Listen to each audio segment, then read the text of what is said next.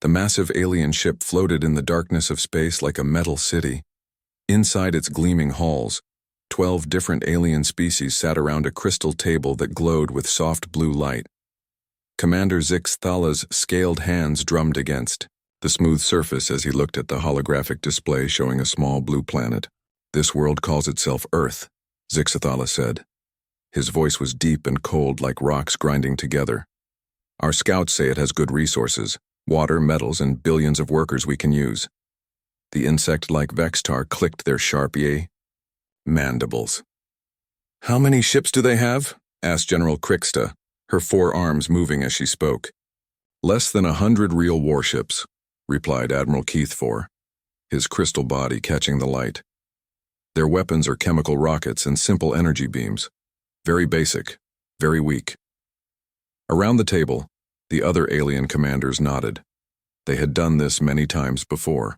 Find a primitive world, demand surrender, add it to their empire. It was always the same pattern. The weak species would see their powerful ships and give up without a real fight. "How long until we reach their system?" asked a gas-form Nethek, its voice like wind through metal pipes.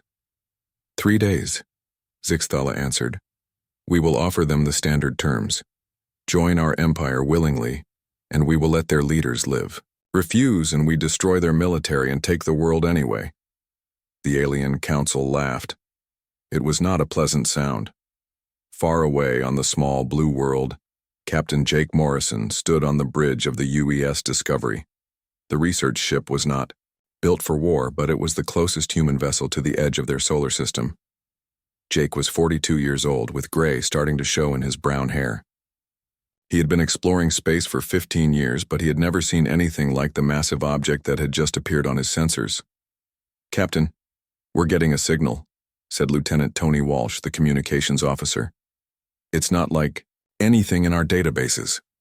"Put it on screen," Jake ordered. The main display flickered, then showed the image of Commander Zixathala.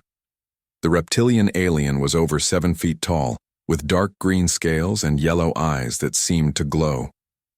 When he spoke, the ship's computer translated his words into English. "Primitive beings of the world called Earth," Zixthala began. "I am Commander Zixthala of the Galactic Hegemony. Your world has been selected for integration into our empire. You have 72 of your hours to contact your leaders and arrange for complete surrender. Any resistance will be met with total destruction."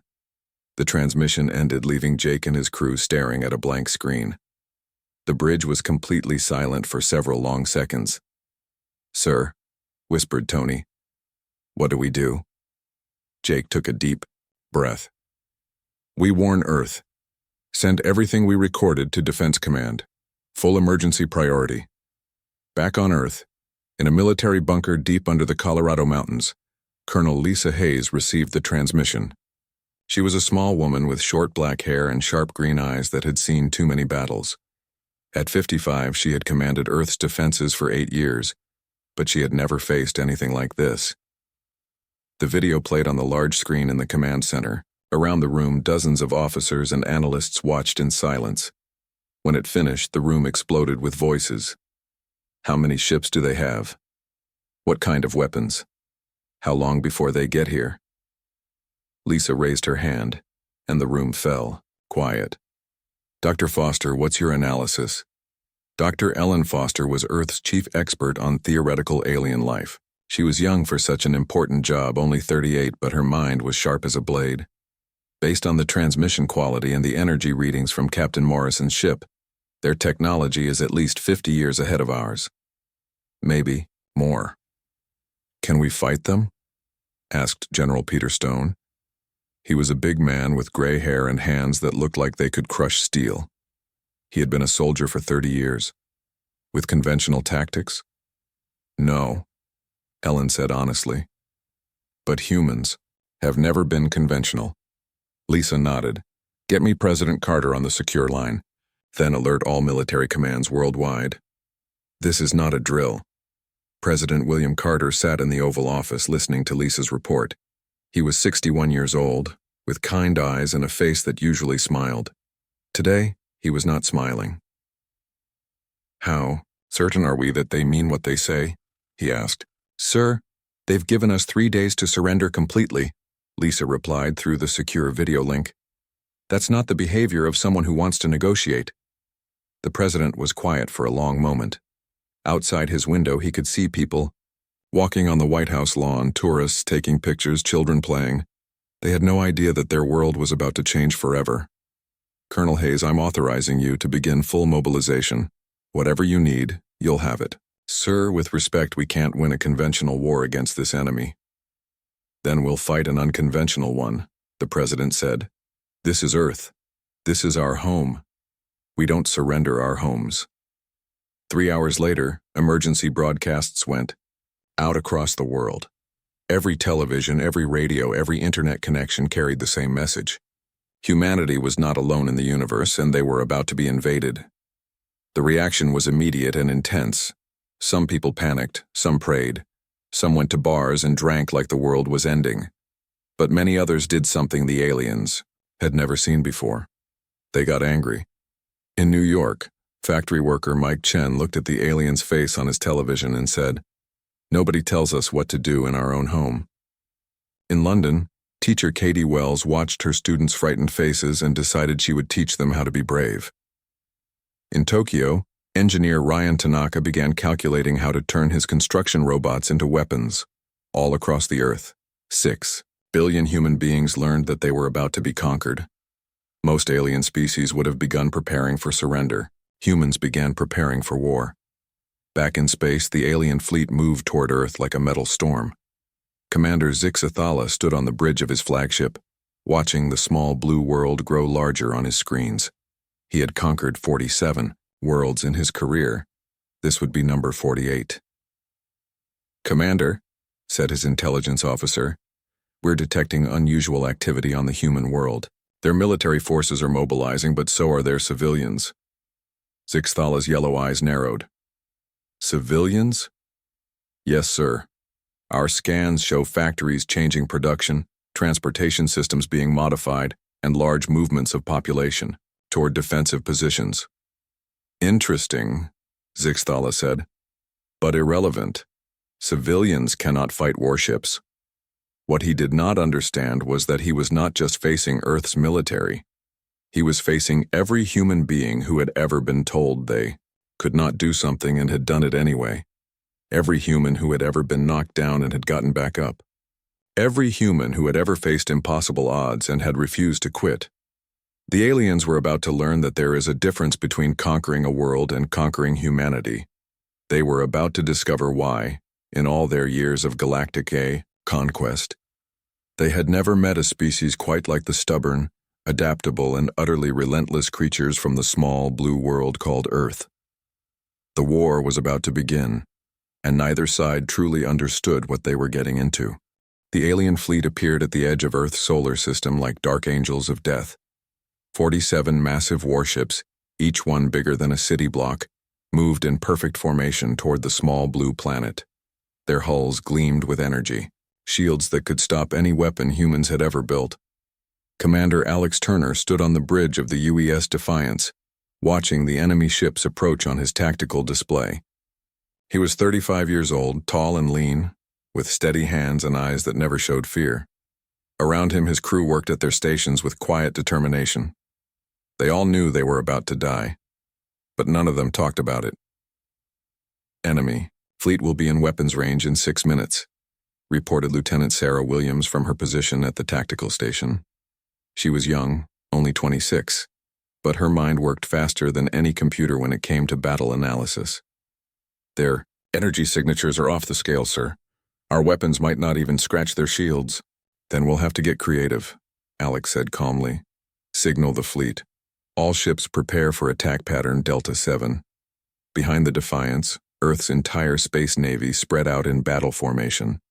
93 ships of all sizes, from massive battleships to tiny fighters. It looked impressive until you compared it to the alien fleet. The enemy ships were not just bigger, they were more advanced in every way possible. Captain Ryan Mitchell commanded a squadron of 12 fighters, small, ships designed for speed and maneuverability. His pilots were young, most of them barely out of training. But they had something the aliens had never encountered before. They had nothing left to lose. "Listen up, people," Ryan said over the radio. "We all know what the numbers look like. We all know what our chances are. But this is our home, and nobody takes our home without a fight." The alien ships opened fire first. Beams of pure energy lanced through space, bright as lightning and hot as stars. The first volley destroyed 6 human ships in seconds. The explosions lit up the darkness like deadly fireworks. But the humans did not retreat. Instead, they did something the aliens had never seen before. They accelerated directly toward the enemy fleet. Commander Zix Thala watched from his flagship as the primitive human vessels charged straight at his superior forces. "What are they doing?" he asked his tactical officer. "This is madness. They cannot win with such tactics." "Sir, their attack pattern does not match any known military doctrine," replied the officer. "They appear to be using civilian vessels mixed with military ships. Some of their vessels are not even armed." Zixa Thala's yellow eyes narrowed. In all his years of conquest, he had never seen behavior like this. Civilized species retreated when faced with superior firepower. They negotiated. They surrendered. They did not throw themselves at certain death. The human fleet crashed into the alien formation like a wave hitting rocks. The smaller human ships darted between the massive alien vessels, too fast and too unpredictable for the enemy's targeting systems to track effectively. What the aliens had built for power, the humans used speed and desperation to overcome. Lieutenant, Sarah Williams watched her screens with growing excitement. "Sir, their weapons are designed for long-range combat against large targets. They're having trouble hitting our fighters." "And their shields?" Alex asked. "Strong against energy weapons, but they've never faced kinetic impacts at these speeds," Sarah said. "Captain Mitchell's squadron just scored direct hits on the lead ship's engines." Ryan Mitchell's voice came over the radio, calm despite the chaos around him. "Defiance, this is Ghost Leader. We're making attack runs on their weak points. These big ships turn like pregnant whales." The battle was still hopeless for the humans, but it was not going as the aliens had planned. They were taking damage, real damage. Ships that had never been scratched in 100 conquests were reporting hull breaches and system failures. Dr. Ellen Foster watched the battle from Earth's command center, analyzing every piece of data that came in. She was not a military officer, but her scientific mind was already seeing patterns that the warriors missed. "Colonel Hayes," she said, "I need to speak with Captain Turner immediately." Lisa Hayes looked at her with surprise. "Ellen, we're in the middle of a battle." "That's exactly why this is important," Ellen insisted. "I think I know why we're doing better than expected." Lisa opened a channel to the Defiance. Alex Turner's face appeared on the screen, smoke and sparks visible behind him. "Captain, Dr. Foster has something important to tell you." Ellen leaned forward. "Captain, the aliens are fighting like they expect us to be rational. Their tactics assume we'll retreat when we take casualties. They're not prepared for opponents who fight harder when things get worse." Alex dodged as his ship shook from another hit. "What are you suggesting, Doctor?" "They've never faced kamikaze attacks. They don't understand sacrifice tactics. Every time one of our ships makes a suicide run, it disrupts their entire formation because they can't predict it." A new voice came over the radio. It was Captain Danny Rodriguez commanding the cargo ship New Hope. "Defiance, this is Rodriguez. My ship is heavily damaged, but I've got a clear run at their command vessel. Requesting permission to ram." The WAPE channel went quiet. In the alien fleet, such a request would be considered insanity. Civilized beings did not throw their lives away for tactical advantage. "Permission granted, Danny," Alex said quietly. "Give them hell." The New Hope, a converted merchant vessel with improvised armor and weapons, turned toward the alien flagship. Commander Zix Thala watched in disbelief as the small human ship accelerated directly at his bridge. "Destroy that vessel immediately," he ordered. Energy beams reached out toward the New Hope, but Captain Rodriguez had disabled his ship's safeties. The vessel moved faster than it was ever designed to go, dodging and weaving through the alien fire. At the last second, Rodriguez's voice came over all frequencies. "For Earth." The New Hope struck the alien flagship just below the bridge. The explosion was enormous, tearing a massive hole in the alien vessel's hull. Atmosphere vented into space and emergency lights flashed across the ship's surface. Commander Zixathala picked himself up from the deck, green blood running from a cut on his scaled forehead. Around him, his bridge crew worked frantically to restore systems. Damage report, he demanded. Sir, we've lost main sensors, secondary weapons, and 3 engine pods, his damage control officer reported. Hull breach on decks 7 through 12. How is this possible? Zixathala asked. It was one small ship. What he did not understand was that the New Hope was not just one ship. It was Captain Rodriguez's decision to die for his home. It was his crew's decision to stay with him. It was humanity's refusal to accept defeat even when defeat was certain. The battle continued for another hour. The humans lost 68 ships. The aliens lost 4. By any measure, it was an overwhelming alien victory. But as the surviving human vessels retreated toward Earth, something had changed. Lieutenant Sarah Williams, now aboard a damaged destroyer after the Defiance was destroyed, transmitted her battle analysis to Earth Command. The aliens are more powerful than us, but they fight like they're following rules we don't know about. They expect us to be reasonable. They expect us to quit when we're losing. Colonel Hayes received the transmission in the command bunker. Around her, staff officers were already planning the defense of Earth itself. The space battle had been lost, but it had taught them something valuable. What's our assessment, Dr. Foster? Lisa asked. Ellen looked up from her computer screens where she had been analyzing recordings of the battle. They're not used to fighting enemies who get more dangerous when they're desperate. Their technology is superior, but their tactics assume rational behavior. And humans aren't rational. Not when we're fighting for our homes, Ellen said. Captain Rodriguez's sacrifice disrupted their entire battle plan. They had to break formation to avoid more ramming attacks. That's not the behavior of a species that understands how humans think. General Stone leaned over the tactical display. So we hurt them. More than that, Ellen said. We confused them. They came here expecting to conquer a primitive world with minimal losses. Instead, they lost 4 ships and had to retreat to repair damage. That's never happened to them before. As the alien fleet regrouped at the edge of the solar system, Commander Zixathala stared at the small blue world that had just bloodied his nose. His flagship was being repaired, but the damage went deeper than broken hulls and burned circuits. Sir, his intelligence officer reported, we're receiving transmissions from the human world. They're not surrender offers. What are they? Propaganda broadcasts, messages telling their population about the battle. They're calling it a victory. Zixathala's claws scraped against his command chair. A victory? They lost most of their fleet. Yes, sir. But they're celebrating the fact that they hurt us.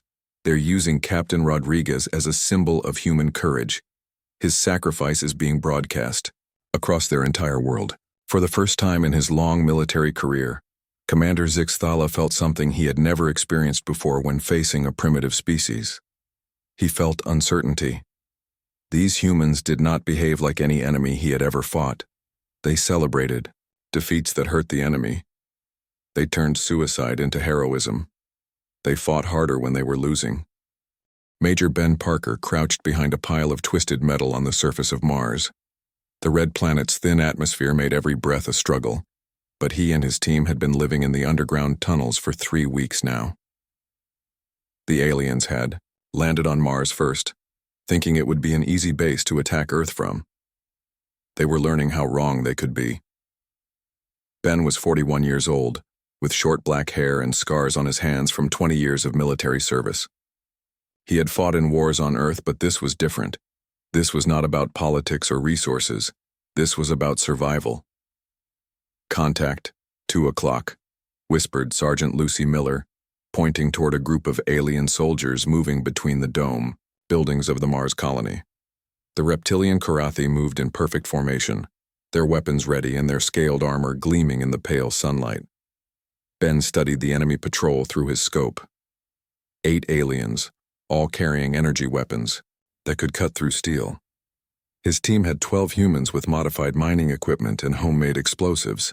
By any military standard, this was not a fair fight. Katie, are the charges ready? Ben asked. Engineer Katie Sullivan nodded from her position near the colony's main power station. She was 33 years old, small and quick, with hands that could fix anything or break anything with equal skill. Explosives are set, Major. When they get close to the water recycling plant, I can bring down the whole structure. That will kill civilians, said Corporal Dave Ross, concern in his voice. The civilians were evacuated yesterday, Katie replied. Now it's just us and them. Ben watched the alien patrol move closer to the trap. The Karathi expected resistance from Earth's military, but they had not expected to fight human engineers, miners, and farmers. They had not expected every human civilian to become a soldier when their homes were threatened. The aliens reached the water plant exactly as Katie had predicted. She pressed the detonator, and the entire building collapsed in a cloud of dust and debris. 3 aliens died instantly. The others scrambled for cover, but they were now trapped in a killing zone that humans had designed specifically for them. Ben's team opened fire from 6 different positions. Their weapons were not military grade, but they were effective at close range. Modified mining lasers and improvised explosives turned the colony's central plaza into a deadly maze. Commander Vexcree, the Karathi officer leading the patrol, had never experienced anything like this. In 200 years of military service, he had conquered 43 worlds. The pattern was always the same: defeat the enemy military, occupy key positions, and the civilian population would submit. But these humans did not submit. They fought from shadows. They used their own buildings as weapons. They turned peaceful places into battlefields and seemed to enjoy it. All units, this is Patrol 7. Vexicree spoke into his communicator. We are under attack by human civilians, using unconventional tactics, requesting immediate support. The response came from the alien command post. Patrol 7. Civilians cannot pose a serious threat to trained soldiers. Eliminate resistance and continue mission. Vexcree wanted to explain that these were not ordinary civilians, but another. Explosion cut off his transmission. Katie Sullivan had rigged the colony's air recycling system to overload, creating a cloud of toxic gas that forced the aliens to retreat toward the human ambush positions. Meanwhile, on Earth, Captain Danny Rodriguez was not dead. His ramming attack on the alien flagship had been planned as a suicide mission, but his crew had managed to get him to an escape pod at the last second. Now he commanded a fleet of converted civilian ships that the aliens could not understand.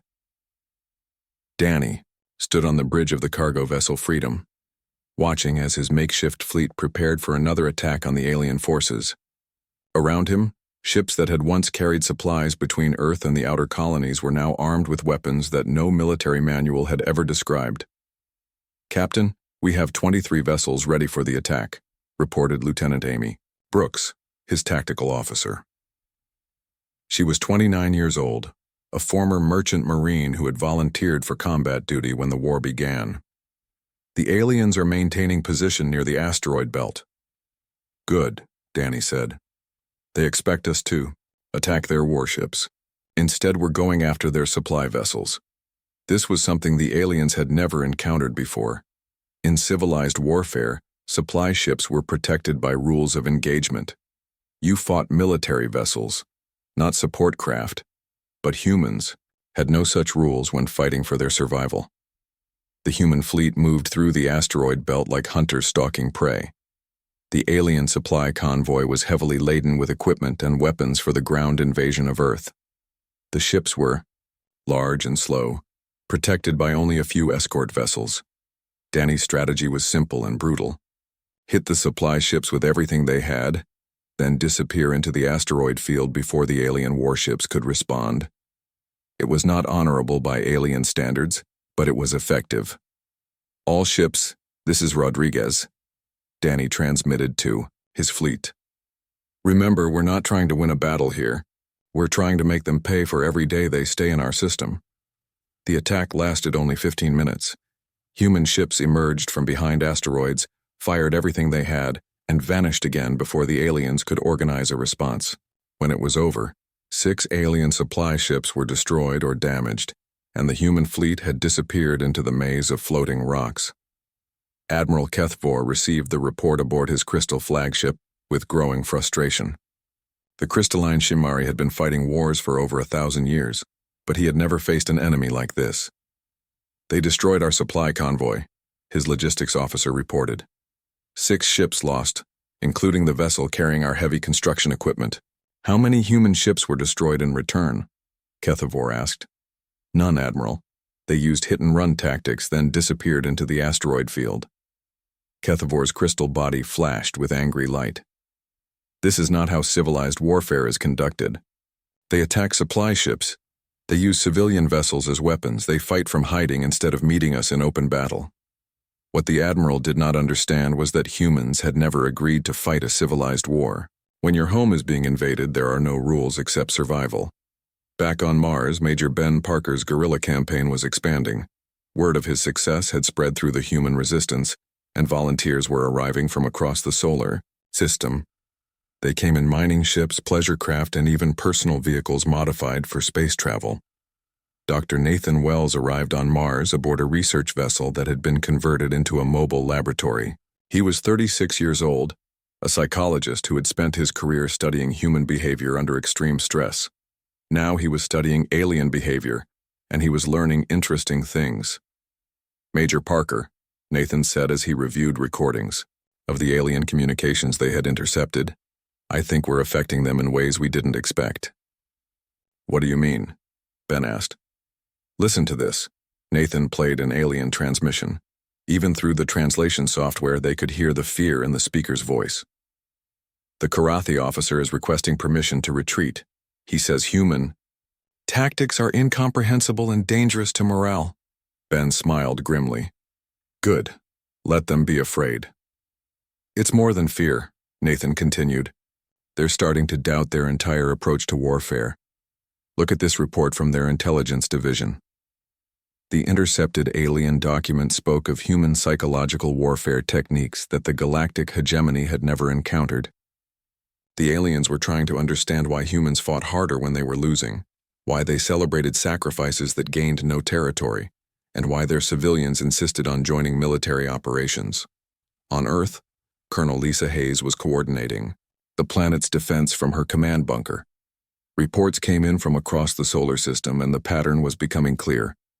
Wherever aliens landed, humans found ways to make them pay a higher price than expected. "The aliens are requesting reinforcements," reported Intelligence Officer Mark Turner. 3 more fleets are being sent to our system." "How many ships is that total?" Lisa asked. "Over 200 warships, Colonel. More than enough to destroy every human vessel and occupy Earth." Lisa looked at the tactical display showing alien positions throughout the solar system. The enemy had more ships, better weapons, and superior technology.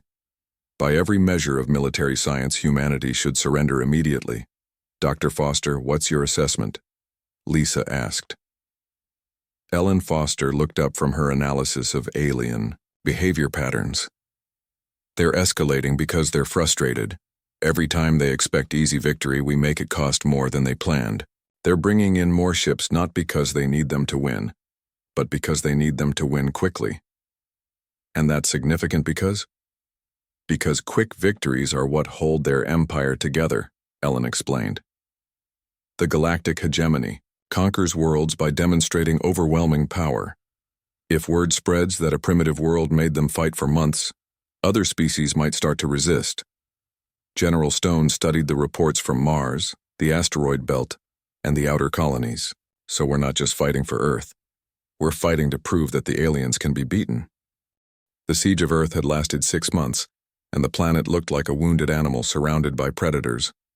200 alien warships formed a steel ring around the blue world, their weapons pointed downward like the spears of giants. But the humans had not surrendered, and the aliens were beginning to understand that they had made a terrible mistake. Lieutenant Colonel Amy Brooks floated in the zero gravity of Orbital Platform 7, one of the last human strongholds above Earth. The platform had been a peaceful research station before the war. Now it bristled with weapons that humans had built from mining equipment, industrial tools, and pure desperation.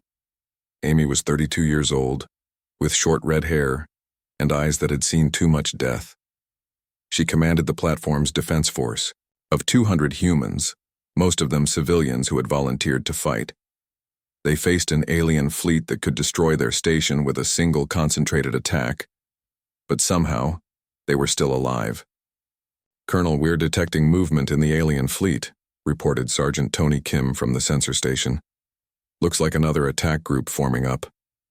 Amy studied the tactical display. The aliens attacked every few days, probing human defenses, testing their resolve. Each attack was carefully planned and executed with minimal alien casualties. It was the kind of civilized warfare that had conquered 47 worlds, but Earth was not giving them a civilized war. "How many ships this time?" Amy asked. 12 heavy cruisers and support craft, Tony replied. "Standard formation, approaching." From the night side, Amy smiled grimly. "Standard formation, they still haven't learned." She activated the station's communication system. "All hands, this is Brooks. The aliens are coming for another visit. You know what to do." What the humans did was something that violated every principle of space combat the aliens understood. Instead of manning defensive positions and trying to destroy the attacking ships, the platform's crew began preparing to abandon their station. Dr. Nathan Wells had spent months studying alien psychology, and his research had revealed something important. The galactic hegemony fought wars like chess games, with each side trying to preserve their valuable pieces while taking the enemy's. They could not comprehend an opponent who was willing to sacrifice everything for tactical advantage. "Colonel," Nathan said over the radio from his position in the station's data center, "I'm ready to transmit the psychological warfare package." Amy nodded. "Do it." What Nathan transmitted was not a weapon in any traditional sense. It was information. Detailed reports about what humans had done to alien prisoners. Descriptions of how human resistance fighters captured aliens for information. Stories of what would happen to any alien who fell into human hands alive. None of it was true, but the aliens did not know that. They had never encountered a species that used fear as a weapon. In their civilized wars, prisoners were treated according to galactic conventions. The idea that humans might be deliberately cruel to captives was so alien to their thinking that they believed every word. The attacking alien ships received the transmission just as they entered weapons range. Commander Thekval, leading the assault, read the reports with growing horror. His scaled hands shook as he processed descriptions of what humans claimed to do to captured Karathi soldiers. "Sir," his communication officer reported, "we're also receiving video transmissions from the human station. They appear to be celebrating." On the main screen, Commander Thekval watched human defenders laughing and singing as they prepared for battle. They acted like people going to a party, not soldiers facing certain death. Some of them were holding up signs with messages written in the alien language. "Come and take it, and we're waiting for you." "This is madness," Thekval muttered. They know they cannot win. Why are they happy?" What he did not understand was that humans had redefined victory. They were not trying to survive the battle. They were trying to make the aliens pay the highest possible price for winning it. As the alien ships approached, the human station did something that had never been seen in galactic warfare. Instead of waiting to be attacked, the entire platform began moving toward the alien fleet. Amy Brooks had turned Orbital Platform 7 into a giant missile. The station's engines, never designed for combat maneuvers, pushed the massive structure toward the approaching alien ships. The humans were not trying to escape. They were trying to ram. "All ships, evasive action," Commander Thekval ordered, his voice tight with panic. "The humans have turned their station into a weapon." The alien formation scattered as the platform accelerated toward them. But Amy had planned for this. Hidden throughout the station were smaller craft, fighters and shuttles that launched at the last moment. As the aliens dodged the main station, human pilots emerged from its hull like wasps from a disturbed nest. Pilot Lucy Chen commanded one of these small craft, a maintenance shuttle that had been armed with mining charges. She was 28 years old, fearless and completely insane by alien standards. Her target was the alien command ship. "This is Chen," she transmitted to the other human pilots. Remember, we're not trying to destroy them. We're trying to get inside their heads. Lucy's shuttle accelerated toward the alien flagship, dodging energy beams that could have vaporized her craft. At the last second, she activated her ship's emergency beacon and ejected, leaving the shuttle to crash into the alien vessel's hull. The explosion was not large enough to destroy the ship, but it punched a hole through the outer armor. More importantly, it sent a message. Humans were willing to sacrifice their lives for attacks that caused minimal damage. From the alien perspective, this was not rational behavior. Commander Thekval's ship shuddered from the impact. "Damage report," he demanded. "Minor. Hull breach, sir. No critical systems affected," his damage control officer replied. "But sir, we're detecting something else. The human pilot survived the crash. She's moving through our ventilation system." Lucy Chen had indeed survived, and she was now inside the alien ship with a bag full of improvised explosives. She had no intention of escaping, but she planned to cause as much damage as possible before she died.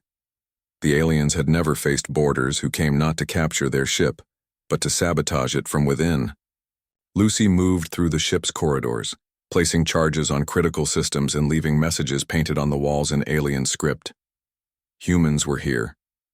As she worked, Lucy transmitted a running commentary back to Earth. Her words were broadcast across the planet, describing what she saw inside an alien warship. The transmission was not intelligence gathering, it was pure psychological warfare. "The aliens keep their ships very clean," Lucy reported cheerfully as she planted another explosive. "Too bad I'm about to mess that up. Oh, and their crew quarters smell like rotten fish." Across the galaxy, other alien species intercepted these transmissions. For the first time, they were hearing detailed descriptions of hegemony warships from someone who had actually been inside them. The mighty, mysterious aliens were being described like specimens in a zoo. Dr. Nathan Wells monitored the alien response from his position on Earth.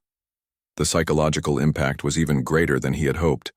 Alien communications showed confusion, fear, and something they had never experienced before: doubt about their own superiority. "Colonel Hayes," Nathan reported to Earth Command, "the aliens are starting to question their tactics. We're intercepting discussions about whether their current approach is sustainable." Lisa Hayes looked at the battle reports with satisfaction. Orbital Platform 7 was gone, destroyed along with most of its crew. By traditional measures, it was a crushing human defeat. But the aliens had taken casualties, and more importantly, they had been forced to break formation and fight defensively against an enemy that should have been helpless. "What about their reinforcements?" Lisa asked. "Arriving on schedule," reported Intelligence Officer Mark Turner. "But we're detecting increased security measures. They're scared of human boarding tactics now." The real turning point came when Captain Steve Walsh led a desperate assault on an alien supply depot near Jupiter. Steve was 39 years old, a former merchant captain who had volunteered for the most dangerous missions. His ship, the Endeavor, was a converted cargo vessel with barely functional weapons. But Steve had something more valuable than weapons. He had captured alien communication codes. "This is Captain Walsh to all human forces," he transmitted on a frequency the aliens were monitoring. "I'm sending you the location of every alien homeworld in the hegemony. If Earth falls, make sure they know we're coming for them." The transmission included detailed star charts, population centers, and military installations for dozens of alien worlds. Most of the information was fabricated, but it was convincing enough to terrify the aliens. Admiral Kethvor received the transmission aboard his crystal flagship with growing horror. The humans were not just fighting for their own world. They were threatening to carry the war to every planet in the hegemony. "Is this possible?" he asked his intelligence staff. "Could humans actually reach our homeworlds?" "Sir, our analysis suggests they have been building hidden colonies throughout the galaxy for decades. Even if we destroy Earth, millions of humans would survive to seek revenge." For the first time in galactic history, a primitive species had threatened the hegemony itself. Admiral Kethvor stood alone on the bridge of his crystal flagship, staring at the small blue world that had become his nightmare. 8 months had passed since the galactic hegemony had arrived at Earth expecting easy conquest. Now, half his fleet was damaged or destroyed, and the other half was manned by crews who jumped at shadows and whispered about the humans who came from nowhere to kill and vanish. The crystalline Shimmery had lived for over 300 years and commanded fleets for 2 centuries. He had conquered worlds whose names were forgotten by history, but he had never faced an enemy like the humans, and he was beginning to understand that he never should have tried. "Admiral," his tactical officer reported, "we're receiving another transmission from the human world." "What is it this time?" Kethvor asked wearily. "The humans sent messages every day now, each one more disturbing than the last." "It's a list, sir. Names and locations of our supply bases, fleet positions, and—" The officer paused, his crystal form flickering with fear. "Sir, they have the personal information of our families." Kethvor felt something cold spread through his crystalline structure. "Show me." The transmission appeared on the main screen. It was Captain Jake Morrison, the human who had first encountered their fleet so many months ago. He was sitting calmly in what appeared to be a command center, surrounded by charts and data displays. "Greetings, Admiral Kethvor," Jake said, looking directly into the camera. "I wanted to update you on our research project. We've been very busy mapping your empire and identifying key targets for future operations." The screen filled with star charts showing alien worlds, trade routes, and military installations. The level of detail was impossible. Humans should not have access to this information. "You're probably wondering how we know so much about your people," Jake continued. "The answer is simple. We've been in your galaxy a lot longer than you think. Those primitive humans you've been fighting, we're not primitive, we're just very good at hiding." Kethvor's worst fears were being confirmed. The humans had not been discovered recently. They had been watching, learning, and preparing for decades. "Here's what's going to happen," Jake said. "You can continue this war if you want. You might even win. You could destroy Earth and kill every human in this system, but we want you to understand the cost." The screen changed to show images of human settlements on distant worlds. Space stations hidden in asteroid fields. Ships disguised as alien vessels moving through hegemony space. A network of human presence that stretched across half the galaxy. If Earth falls, every human survivor becomes a weapon pointed at your empire. "We know where your children live. We know where your leaders hide. We know which of your worlds are defenseless and which ones are pretending to be strong." Commander Rachel Taylor watched the transmission from the bridge of the human vessel Resilience, one of the last remaining ships in Earth's battered fleet. She was 34 years old, with black hair and scars on her face from a boarding action 3 months earlier. Around her, a crew of volunteers prepared for what might be humanity's final battle. "Captain," reported Lieutenant Dave Porter from the navigation station, "the civilian evacuation fleet is ready to launch." Rachel nodded. The plan was desperate even by human standards. Every remaining civilian ship on Earth, from luxury yachts to cargo haulers, would make a coordinated attack on the alien fleet. Not to win, but to prove a point that would echo across the galaxy. "Remember," Rachel told her crew, "we're not trying to destroy their fleet. We're trying to show every species in the galaxy what happens when you threaten human homes." The evacuation fleet launched from Earth like a swarm of angry bees. 300 vessels of every size and description, most of them carrying families and children who had volunteered to make this final gesture. It was the largest civilian assault in galactic history. Admiral Kethvor watched the approaching human fleet with disbelief. "They're using passenger ships as attack vessels. There are children aboard those craft." "Sir," his intelligence officer reported, "we're intercepting their communications. The civilian crews are singing." The sound came over the radio as 300 human voices joined together in an old Earth song about freedom and defiance. Children's voices mixed with adults, creating a harmony that seemed to mock the alien weapons trained on them. "This is Captain Morrison." Jake's voice came over all frequencies. "Admiral Kethvor, you wanted to know why humans fight so hard? It's because every ship out there carries someone's family. Every pilot has someone they love. That's something your empire has forgotten." The first alien shots destroyed 12 human ships in seconds. Families died in bursts of light and scattered metal. But the remaining vessels continued their attack, singing louder as their numbers decreased. Rachel Taylor's ship was among the first to reach the alien lines. The Resilience was a small vessel, barely armed, but it carried something more dangerous than weapons. It carried the recorded testimonies of every human who had died in the war, along with a promise. "This is for Captain Rodriguez," Rachel said, as her ship fired its only torpedo at an alien cruiser. "This is for Major Parker. This is for Lieutenant Chen. And this is for every human who died defending their home." The torpedo struck the alien ship's hull with minimal damage, but the explosion carried more than destructive force. It carried a message that would be broadcast to every alien homeworld in the hegemony. Dr. Nathan Wells had spent the final months of the war creating the ultimate psychological weapon. It was not a bomb or a virus.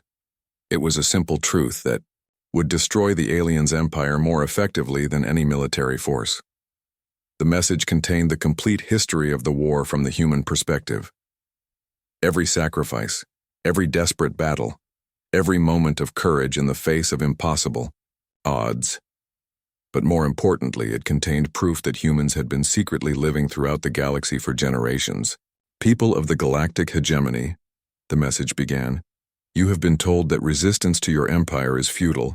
You have been told that primitive species must submit or be destroyed. Today, you learn that both of these things are lies." The transmission showed human settlements that had existed for decades in hegemony space. Humans who had been living disguised among alien populations. Human children who had grown up on alien worlds and now knew those worlds better than their own. Rulers. "The war for Earth is ending," the message continued. "But the war for freedom is just beginning. Every species that has been conquered by the hegemony, every world that has been forced to submit, now knows that resistance is possible." Admiral Kethvor received urgent communications from across the hegemony. Alien worlds were reporting human sabotage operations. Species that had been conquered decades ago were beginning to rebel. The empire that had seemed invincible was cracking like glass under pressure. "Sir," his communication officer reported, "we're receiving surrender demands from the Hegemony Council." "Surrender demands?" Kethvor asked in confusion. "Not from the humans, sir. From our own government. They're ordering us to withdraw immediately and open negotiations for a permanent ceasefire." The admiral looked at the tactical display showing the human attack still in progress. Less than 50 human ships remained, but they continued their assault with the same desperate courage they had shown for 8 months. "Why?" he asked. "Sir, the war has cost us over 200 ships and 30,000 personnel. More importantly, it has inspired 17 different species to begin armed rebellion against hegemony rule. The Council believes that continuing the conflict will destroy our empire." Captain Jake Morrison's final transmission came as the last human civilian ship was destroyed. His image appeared on screens throughout the hegemony. A middle-aged man, with gray hair and tired eyes who had become the symbol of human resistance. "Admiral Kethvor," Jake said, "your people came to our system believing that superior technology guaranteed victory. You thought that overwhelming force would make us surrender. You were wrong on both counts. We don't surrender because we can't. Imagine living as slaves. We don't negotiate because freedom is not something you bargain for. And we don't forget because every human who dies in this war becomes a reminder of why we fight. You can withdraw your fleet now, or you can stay and finish what you started. But understand this. If you choose to continue, you will face every human in the galaxy. We are not just the species from Earth. We are the species that refuses to bow." The transmission ended, leaving Admiral Kethvor staring at empty space where the human fleet had fought its final battle. Around him, his bridge crew waited for orders that would determine the fate of both their empire and the human species. For the first time in galactic history, a primitive world had forced the mighty hegemony to choose between victory and survival. The aliens could destroy Earth and exterminate humanity, but the cost would be the collapse of their empire. As every conquered species followed the human example, Admiral Kethvor made his decision. "Signal the fleet," he ordered. "We're going home." The withdrawal took 3 days. One by one, the alien ships departed Earth's solar system, leaving behind the wreckage of the most costly war in hegemony history.